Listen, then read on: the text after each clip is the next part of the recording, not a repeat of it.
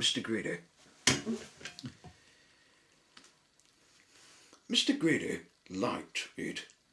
In fact, Mr. Greedy loved it, and the more he ate, the fitter became.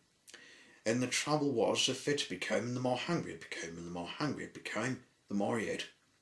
And the more he ate, the fitter became, and so it went on. One really fine morning, Mr. Greedy worked rather earlier than usual. He'd been dreaming about food as usual, and that made him wake up feeling hungry as usual. So Mr. Greedy got up, went downstairs and ate the most enormous breakfast. This is what Mr. Greedy ate for his breakfast.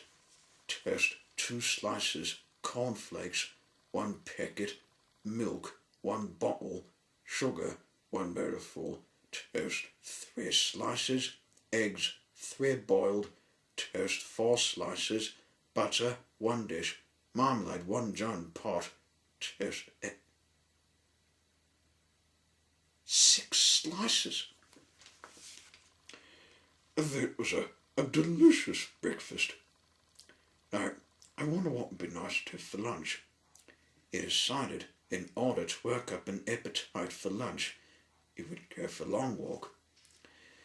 That very morning, Mr. Greedy walked and walked and walked, and then he discovered a cave. It's funny, he thought. I don't remember seeing that there before. Mr. Greedy, being a curious sort of fellow, decided to explore. He entered the dark cave, and inside the cave he discovered some giant steps leading upwards.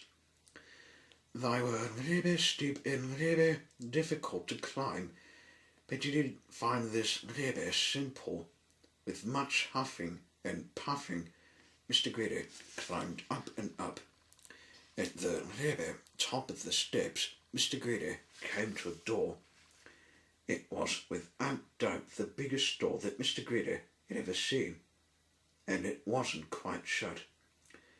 So Mr. Greedy squeezed himself through the really crack of the open door, opened a really side, and there before him was an amazing sight, the biggest room in the world. The floor was as big as a field. The table in the middle of the floor was as big as a house, and the chairs round it was high as trees. Mr. Greedy felt really small, and then he sniffed.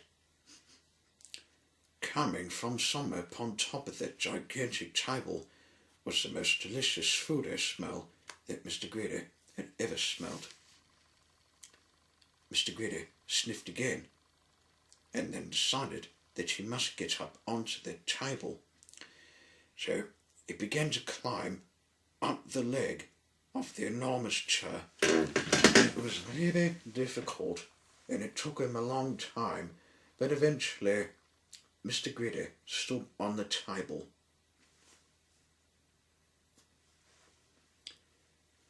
Everything was larger than life. The salt and pepper pots are both as big as post boxes and pillar boxes. There was a bowl of fruit on the table, and Mr. Greedy tried to lift one of the oranges. And Mr. Greedy, being Mr. Greedy, took a bite out of one of the apples there. Then he looked around. Over on the other side of the table stood the sauce of that delicious smell, a huge, enormous, gigantic, colossal plate.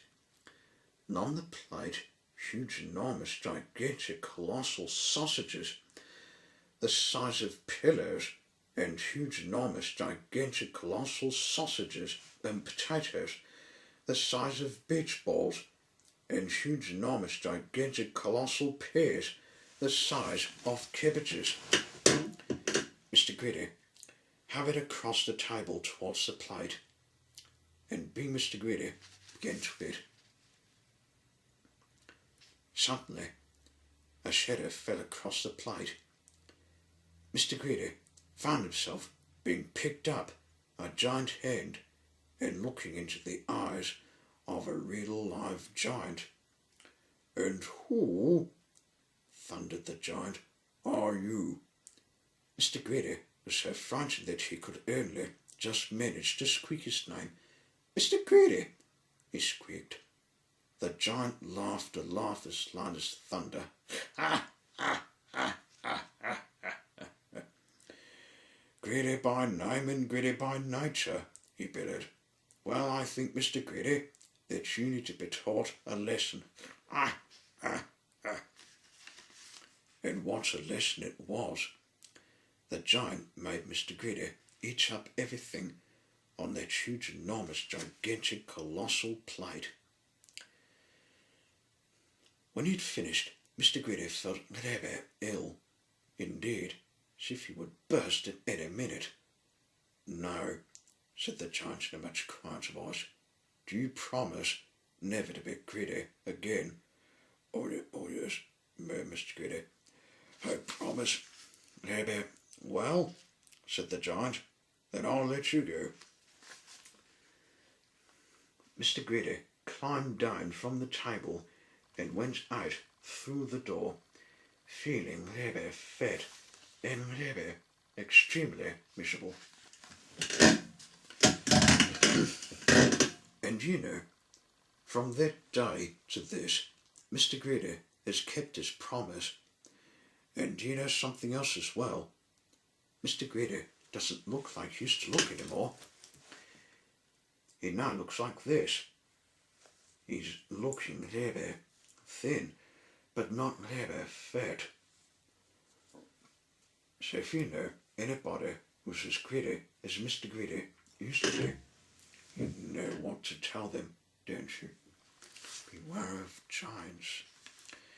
These rather big things